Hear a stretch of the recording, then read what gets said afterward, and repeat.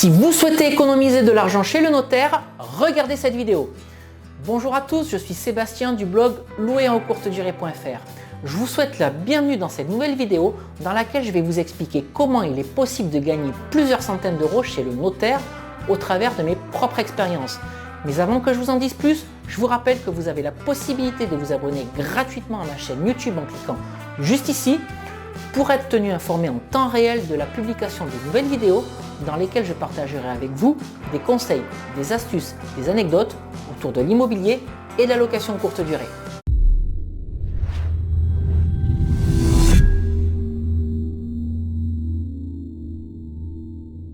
Alors, si vous souhaitez réaliser un achat immobilier, il y a une étape incontournable par laquelle vous allez devoir passer.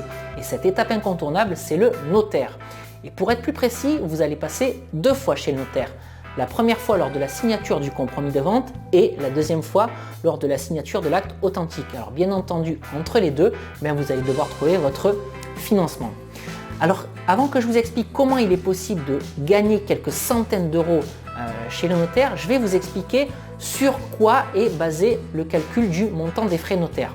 Le montant des frais notaires se calcule uniquement sur la valeur de la pierre, c'est-à-dire qu'il faut déduire de la valeur d'achat la valeur des frais d'agence et la valeur du mobilier qui va rester dans l'appartement ou dans la maison que vous souhaitez acquérir. Et donc la première façon de gagner de l'argent chez le notaire, c'est donc de réduire la facture des frais de notaire en valorisant le mobilier qui reste. Donc si vous achetez une maison ou un appartement dans un très bon état, valorisez la cuisine, la commode ou les armoires qui vont rester, mais de la même manière, si vous achetez un appartement complètement pourri dans lequel vous allez tout jeter, valorisez également la cuisine, la commode et l'armoire qui vont rester pour réduire la facture des frais de notaire.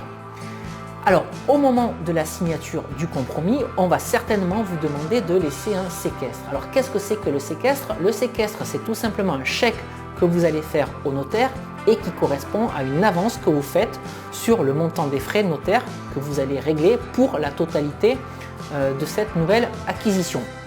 Alors, ce qu'il faut savoir, c'est que le séquestre n'est absolument pas obligatoire, c'est-à-dire que vous avez la possibilité de signer le compromis de vente sans sortir un centime de votre poche. Et ça, vous devez absolument le négocier avec votre notaire.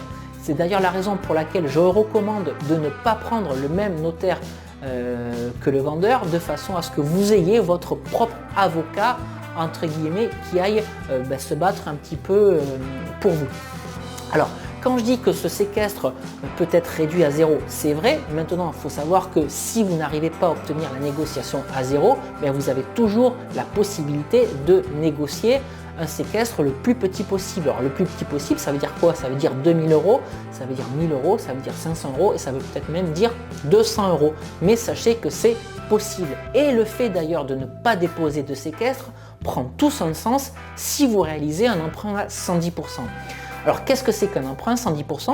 Tout simplement, c'est un achat pour lequel la banque va financer à la fois l'appartement et à la fois les frais de notaire. Donc, pourquoi sortir un séquestre de votre poche si de toute façon, la banque versera l'intégralité des frais au moment de la signature de l'acte authentique? Donc ça, c'est un premier argument que vous pouvez mettre en avant si vous réalisez un emprunt à 110% encore une fois pour ne pas avoir à sortir de séquestre. Et c'est ce que j'ai réalisé au cours de mon dernier achat, donc de l'appartement dans lequel je me trouve d'ailleurs aujourd'hui. J'ai fait un emprunt sur 25 ans à 110% et j'ai bien expliqué à mon notaire que je ne souhaitais absolument pas déposer de séquestre et c'est quelque chose qui a été entendu par le vendeur et par le notaire du vendeur. Donc, sur cette première étape, retenez bien que vous avez la possibilité de réduire le montant total des frais notaires en valorisant le mobilier qui se trouve dans l'appartement et de ne pas déposer de séquestre, en tout cas d'en déposer un qui correspond à la somme la plus petite possible. Je vous passe l'étape durant laquelle vous allez devoir obtenir votre financement et une fois que vous aurez votre accord de prêt, vous allez passer une deuxième fois chez le notaire pour la signature de l'acte authentique. Alors ce qu'il faut savoir, c'est qu'au moment de la signature de cet acte, on va vous demander également de payer d'autres choses. Et quelles sont ces autres choses? Ce sont la taxe foncière et les charges de copropriété, ou plus exactement la proratisation de la taxe foncière et la proratisation des charges de copropriété. Je m'explique. Imaginons que vous réalisiez un achat au 15 avril, c'est-à-dire que l'acte authentique a lieu le 15 avril.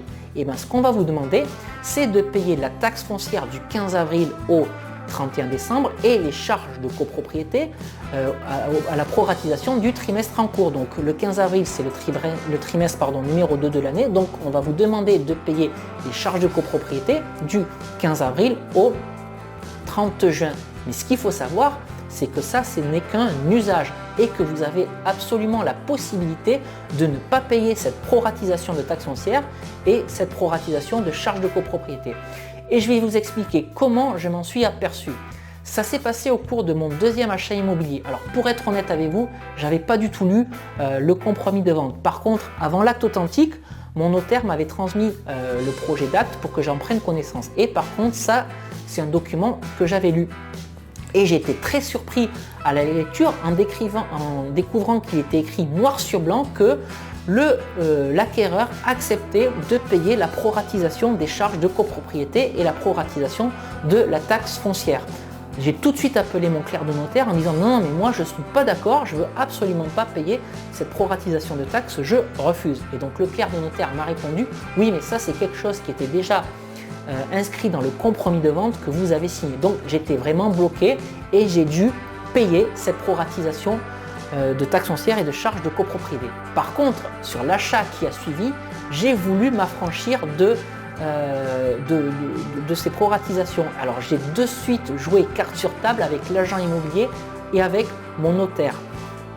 Alors c'est un compromis qui avait été signé en avril 2014 et je savais qu'il était dans l'intérêt des vendeurs de passer l'acte authentique avant le 31 août 2014 parce qu'au-delà, le gouvernement a arrêté un cadeau fiscal, c'est-à-dire que passé le 31 août, l'imposition sur la plus-value devenait plus importante. Donc j'avais alerté tout le monde suffisamment tôt en disant que si la signature de l'acte n'était pas faite suffisamment rapidement, les vendeurs allaient payer plus d'imposition sur la plus-value. Donc il valait mieux que cette négociation de non-paiement, de proratisation de charges de copropriété et de taxes foncières se fasse le plus rapidement possible.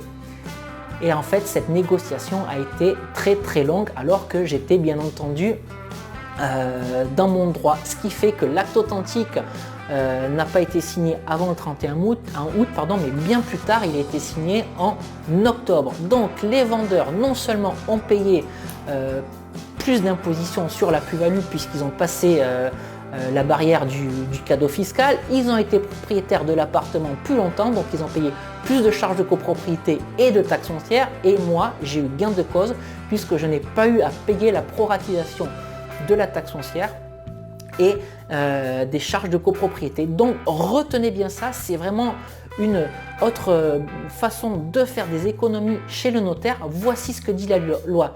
La proratisation de la taxe foncière et des charges de copropriété n'est qu'un usage.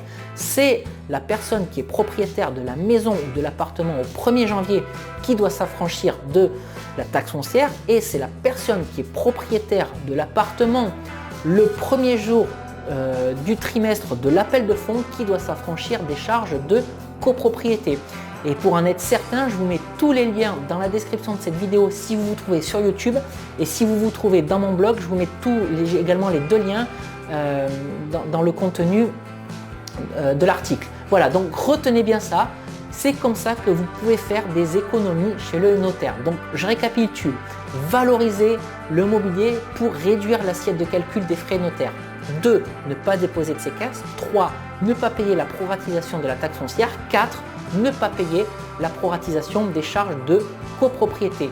Négociez tout ça, vous êtes dans votre plein droit, vous allez économiser des centaines d'euros, et ces centaines d'euros seront toujours mieux dans votre portefeuille que dans celui du vendeur. Et c'est aujourd'hui ce que je voulais partager avec vous dans cette vidéo, vous donner ces conseils, ces retours d'expérience pour vous montrer comment sur 2 opérations j'ai pu économiser cet argent.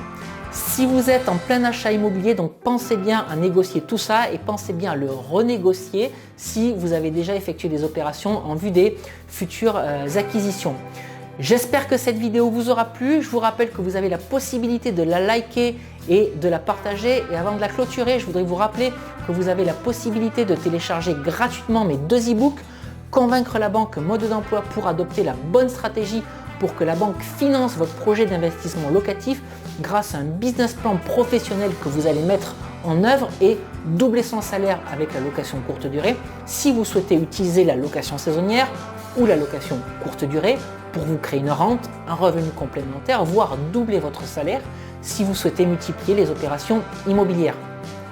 Vous pouvez télécharger ces 2 e-books en cliquant sur les 2 vignettes qui apparaissent dans cette vidéo si vous vous trouvez dans un navigateur internet, et si vous vous trouvez sur YouTube, je vous mets les liens de téléchargement dans la description qui se trouve juste en dessous de cette vidéo. Voilà, je vais bientôt m'arrêter pour aujourd'hui. Je vous rappelle que vous pouvez me suivre sur louerencourtedurée.fr si vous souhaitez davantage de conseils et d'astuces autour de l'immobilier et de la location courte durée.